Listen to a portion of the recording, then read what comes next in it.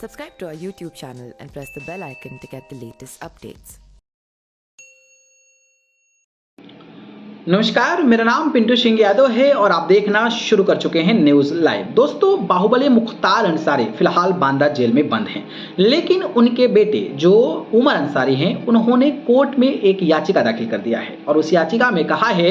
कि हमारे पिता की जेल में हत्या हो सकती है, साजिश रची जा रही है और इनको जो है गैर बीजेपी शासित राज्य में ट्रांसफर कर दिया जाए, जिसको लेकर अब तमाम तरीके की बातें होने लगी है। कुछ लोग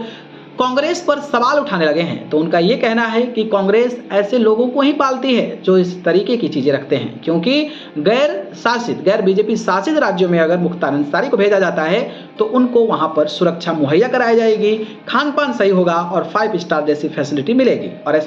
ऐसा लोग इसलिए कह रहे हैं क्योंकि पंजाब में जिस तरीके से मुख्तार अंसारी को सुरक्षा मिलती थी, जो एम्बुलेंस से चलते थे वो बुलेट प्रूफ बताई जाती थी और उसको लेकर बुरे तरीके से मुख्तार अंसारी फंसते भी नजर आ रहे थे। और आपको पता ही होगा कि मुख्तार अंसारी जो हैं वो लगातार जब कोर्ट में जाते हैं तो वो जज के सामने गिड़गिड़ाते नजर आते हैं, कोर्ट के सामने तमाम तरीके की बातें जो है वो कहते नजर आते हैं। और किस तरीके से जिस मुख्तार अंसारी का उत्तर प्रदेश में दबदबा चलता था, आज वो भीगी बिल्ली की तरह जेल में रह रहे हैं। और जिस तरीके से